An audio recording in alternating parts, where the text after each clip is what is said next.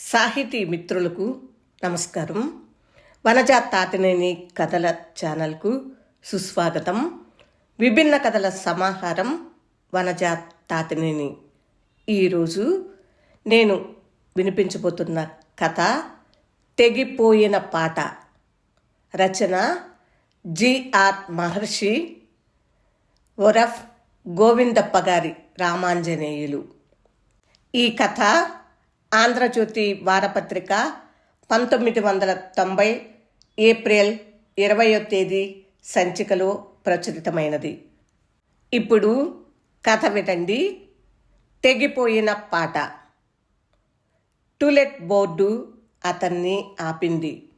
చేతికి బరువుగా వేలాడుతున్న సూట్ కేస్, కొద్దిగా మాసి ఉన్న బట్టలు, నిర్లక్ష్యంగా ఎగురుతున్న జుట్టు, ఏ భావము లేని మొహం. కిర్రుమంటూ గేటు తెరుచుకుంది. మంచులో స్నానం చేసి ఆడుకుంటున్న పసిపిల్లల్లాంటి లేత గులాబీలు ఆప్యాయంగా నిమిరాడు. అతని కళ్ళల్లో చిన్నపిల్లాడి సంతోషం. అతన్ని చూడగానే నిలువెత్తు కుక్క గొలుసులు తెంచుకోవటానికి విశ్వ ప్రయత్నం చేసింది. దాని గొంతులో కోపపు గురక, నాలుక పీలికలు కానీ జ్వాల. అతను నిర్లిప్తంగా కుక్క వైపు చూసి కాలింగ్ బెల్ నొక్కాడు. ఇంటి ఓనరు తలుపు తీశాడు. గది అద్దెకు కావాలి. ఇక్కడ కాదు, మేడపైన. మేడపైన గది తలుపు తెరుచుకుంది. ఫ్లోరింగ్పై దుమ్ము పొర వలను జాగ్రత్తగా పరిశీలించుకుంటున్న సాలేడు. ఊరికి దూరమన్న మాటే కానీ ఇక్కడ దొరికే ప్రశాంతత సిటీలో దొరుకుతుందా చెప్పండి? అద్దె 200. బాత్రూమ్ కిందే ఉంది. అతనేం మాట్లాడకుండా కిటికీలు తెరిచాడు. దూరంగా నగరం, పెయింటింగ్లోని దృశ్యంలా, అప్పుడే పుట్టిన లేత శిశువుల ఎండ. 2 నెలల అడ్వాన్స్ కూడా ఇవ్వాలి. ఏమిటి మాట్లాడరు? పర్సులోంచి డబ్బు తీసి ఇచ్చాడు. మీరేం చేస్తుంటారు? డబ్బుని జాగ్రత్తగా లెక్క పెడుతూ ఓనర్ ప్రశ్నించాడు. ఫ్యాక్టరీలో మెకానిక్ని. నిశ్శబ్దాన్ని కదుపుతున్న గోర్ఖా విజిల్. వేళ్ల మధ్య ఆత్మహత్య చేసుకుంటున్న సిగరెట్, బలహీనంగా కొట్టుకుంటున్న టైం పీస్ గుండె. స్విచ్ ఆఫ్ చేసి కళ్ళు మూసుకున్నాడు. మనసులో చీకటి. కన్నా, తల్లి తీపి పిలుపు. శిఖరాల అంచుల్లోంచి, అఘాతాల లోతుల్లోంచి, గుండెల్లో ఎగదన్నుకొస్తున్న దుఃఖపు బుగ్గ, బుగ్గలను స్పర్శిస్తున్న కన్నీళ్లు. ఉలిక్కిపడి కళ్ళు తెరిచాడు. చీకట్లో నీడలు, అస్పష్టమైన ఆకారాలు, ఒళ్ళు విరుచుకుంటున్న జ్ఞాపకాలు. ఏడుస్తున్న 5 ఏళ్ల కుర్రాడు, ఏడవాలన్నా కన్నీళ్లు లేని తల్లి. అన్నం వద్దు, పాయసం కావాలి. చిన్న రెక్కలు టపటప కొట్టుకుంటున్న పావురం. తల్లి కళ్ళు నీటి చెలమలు. రేపు తప్పకుండా మా కన్నాకు పాయసం. అంతా ఒక్కడికే. ఈ రోజుకి అన్నం తినమ్మా. కొత్త చొక్కా కూడా. నా చిరుగుల చొక్కాని చూసి బళ్ళో పిల్లలంతా వెక్కిరిస్తున్నారు. కట్ట తెగింది. అలలు ఎగసి పడ్డాయి. చిరుగలకు తల్లి కన్నీళ్లే అతుకులు. బళ్ళున తలుపు తెరుచుకుంది. సారా వాసనతో తూలుతూ వచ్చింది గాలి. ఎదురుగా మృగం. తండ్రి. అన్నం. మృగ గర్జన. సుడిగాలిలో చిగురుటాకు తల్లి. లేదు. అతి కష్టంతో మాటను చేదింది. ఈ అన్నం ఎక్కడి నుంచి వచ్చింది? ఎవడి వద్ద? మృగం నోట్లోంచి కారుతున్న బూతులు. ప్లేట్ గాల్లోకి లేచింది. గదంతా చిందరవందరగా మెతుకులు. మృత శిశువుల్లా. కుర్రాడు ఓ మూల భయపు ముద్దయ్యాడు. తల్లి ఏడుపు స్పష్టంగా, తండ్రి బూతులు అస్పష్టంగా. కుర్రాడి నిద్రకు జోలపాట. రోజూ వినిపించే నేపథ్య సంగీతం. తెల్లవారింది. అమ్మా. కుర్రాడి శరీరాన్ని తొలుచుకొచ్చిన కేక. అంతా శూన్యం. లేచిపోయిందని గుసగుసలు. కనుపాపల్లో తల్లిని ముద్రించుకుని కుర్రాడి అన్వేషణ. గోరుముద్దలు మళ్ళీ దొరకలేదు. మెదడులో తగలబడుతున్న అరణ్యాలు. జ్ఞాపకాలు చెరగవు. గుండెకు పొడిచిన పచ్చబొట్లు. నిద్రలో ఉల్కిపడిన పసిపాప ఏడుపు. ఎక్కడో వేణువులోంచి బొట్లు బొట్లుగా రాలుతున్న విషాదం. రెప్పల యవనిక పైకి లేచింది. వర్క్షాప్లో 10 ఏళ్ల కుర్రాడు. గ్రీజు పట్టిన బాల్యం. స్పానర్లుగా మారిన చేతులు. మొహంలో ఏ భావం లేదు. ఎవరో పరిగెత్తుకొస్తున్న అడుగుల చప్పుడు. కుర్రాడు తలెత్తలేదు. కన్నా, మీ నాన్నను ఎవరో పొడి చేశారు. ఆసుపత్రిలో ఉన్నాడు. వెళ్ళు తొందరగా వగరుస్తూ చెప్పాడా వచ్చిన వ్యక్తి. పోయాడా? లాభం లేదట. పని పూర్తయ్యాక వెళతాను. చావుని దగ్గర్నుంచి చూడాలని ఉంది.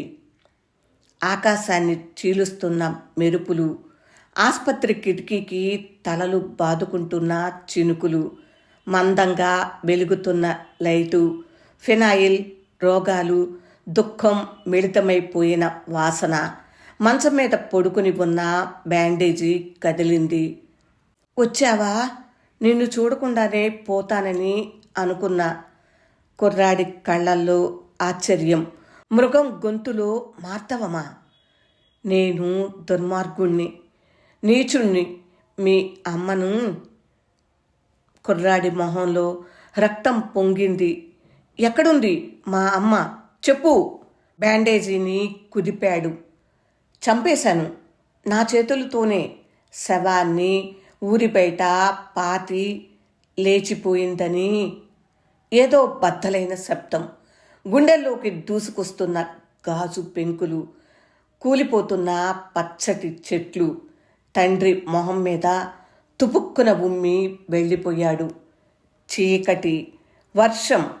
చెరో చేత్తో అతన్ని కౌగిలించుకున్నాయి. తమలోకి ఇముడ్చుకున్నాయి. కన్నేళ్లలో దొప్పలా తేలుతున్న కనుపాపలు. లేచి మరో సిగరెట్ వెలిగించాడు. అగ్గిపుల్ల పారెయ్యబోతూ క్షణం ఆగాడు. ఏదో శబ్దం. కిటికీ అవతల. టార్చ్ వేశాడు. గుబురుగా పెరిగిన కంప చెట్లు. టార్చ్ అటూ ఇటూ తిప్పాడు. ఆర్పేయబోతూ కిటికీ పక్కన గోడని చూశాడు. ఒళ్ళంతా గొంగళ్ళు పాకిన ఫీలింగ్. గోడకు పెద్ద తేనె తొట్ట. వేలాది తేనెటీగలు బిలబిలలాడుతూ. వారం రోజుల తర్వాత కిటికీ వద్ద అతను తేనెటీగల్ని చూపులతో తడుముతూ, అతని కళ్ళల్లో ఆప్తుల్ని చూస్తున్న భావం. 4-5 తేనెటీగలు ఎగురుతూ వచ్చి అతనిపై వాలాయి. ఒకటి చెవి వద్దకు వచ్చి తారాడింది. కితకితగా నవ్వాడతను. రోజు ఎందుకలా మమ్మల్ని చూస్తుంటావ్? ఈగ ప్రశ్నించింది. మీరు చేస్తున్న పని చూడాలంటే ఇష్టం. నిన్ను చూస్తే భయం. తేనె దోచుకుంటావని. మనుషులు క్రూరులు. నిజమే, కానీ నేను కాదు. నీకెవరూ లేరా? మీరంతా నా వాళ్లే. తేనెటీగ గాల్లోకి రెక్కల్ని విదిలించింది. గదిలో ఉన్నంతసేపు ప్రతి అరగంటకోసారి తేనెటీగల్ని చూస్తూ అలాగే నిల్చుండిపోవటం. వారం రోజులుగా ఇదే తంతు. ఫ్యాక్టరీలో కూడా ఆలోచనలు తేనెటీగలయ్యేవి. వాటి పట్ల ఎందుకంత ప్రేమో అతనికి కూడా తెలియదు. హాహాకారాలు చేస్తున్న యంత్రభూతాలు. చెమటతో తడిసిన మరలు. తేనెలో చూర్ణం కలుపుకు తాగితే అదే ముందు. ఎవరో సలహా ఇస్తున్నారు. అతను పనిముట్లు కింద పడేశాడు. తేనె ఎలా తీస్తారు? పొగపెట్టి ఈగల్ని తోలుతారు. అవి చనిపోవా? కొన్ని చనిపోవచ్చు. చనిపోవటానికి వీల్లేదు. వాటంతట అవే స్వేచ్ఛగా ఎగిరిపోవాలి. సకల ప్రాణకోటికి స్వేచ్ఛే ఊపిరి కావాలి. కిటికీ బయట గోడ. ఎవరికి కనపడదు. అన్నీ కంప చెట్లు, రిలీఫ్. కానీ అప్పుడప్పుడొచ్చే సందుల కుర్రాళ్ళు, ఏదో భయం. పొగలో ఉక్కిరిబిక్కిరవుతున్న తేనెటీగలు, నేలకు నిస్సహాయంగా రాలుతున్న అమాయక ప్రాణులు, రాజుకుంటున్న భయం. వేగంగా మేనేజర్ గదిలోకి వెళ్ళాడు. నేను వెళుతున్నాను, సెలవు కావాలి. అంతా నీ ఇష్టమేనా? సెలవు కావాలి. అసహనం, కోపం. ఇంకా చిన్న వయసు, కష్టపడితే మంచి భవిష్యత్తు, స్థిరపడొచ్చు, పెళ్లి చేసుకోవచ్చు. నిన్నే వెళ్ళిపోతావేం? మెమో ఇస్తాను. పురుగులు, పేడ పురుగులు, సర్వశక్తుల్ని యంత్రాలకు నైవేద్యం పెట్టే భవిష్యత్తు. గది తలుపులు తెరుచుకున్నాయి. అతని కళ్ళల్లో మెరుపు. అదృశ్యయోగి గడ్డంలా తేనెటీగలు.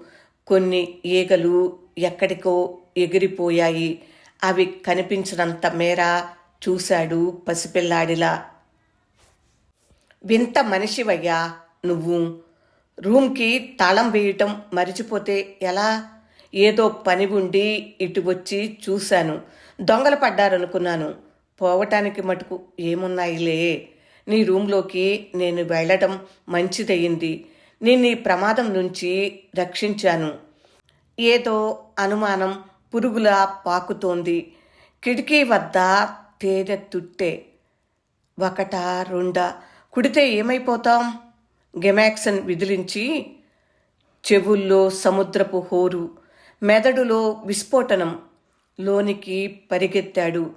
దడేల్మని తలుపులు తీసుకుని. అంతా శిథిలం. మిగిలింది జ్ఞాపకం. గోడ మీద చార, స్మారక స్తూపం. తుది వీడ్కోలు ఇవ్వకుండానే స్నేహితులు రాలిపోయారు. కష్టించే చిన్ని ప్రాణాలు. ఇంట్లో గెమాక్సిన్ లేకపోతే పక్కింట్లో అరువు తీసుకొని, రక్తానికి బదులు మండుతున్న పెట్రోలు, కళ్ళల్లో ప్రతిబింబిస్తున్న కార్చిచ్చు. గడ్డం పగిలిపోయింది. మొహంలోకి పిడికిలి దూసుకుపోయింది. ఓ మూలకు ఉండలా వెళ్ళి పడ్డాడు. రక్తం ఉప్పగా, వెచ్చగా. కొడతావా నన్ను? నిన్ను పోలి. కంఠం చుట్టూ పిడికిలి బిగుసుకుంది. కదిలినా, అరిచినా చంపేస్తాను. కీచుకీచుగా, దుఃఖంగా ఆజ్ఞాపించాడు. గబగబా బట్టలు సర్దుకున్నాడు. చూపులు ఓనర్ వైపు తిరిగాయి. నన్నేం చేయొద్దు. గుర్తుంచుకో, ప్రపంచంలోకెల్లా విలువైంది ప్రాణం. అది మనిషిదే కానక్కర్లేదు. బయటికి వెళుతూ వెనక్కి తిరిగొచ్చాడు. మళ్ళీ కొడతాడేమోనని ఓనరు ఓ మూలకు ఒదిగాడు. చనిపోయిన తేనెటీగను ఒక కాగితంలోకి తీసుకున్నాడు. జాగ్రత్తగా జేబులో పెట్టుకున్నాడు. స్మృతిని మోసుకుంటూ వెళ్ళిపోయాడు.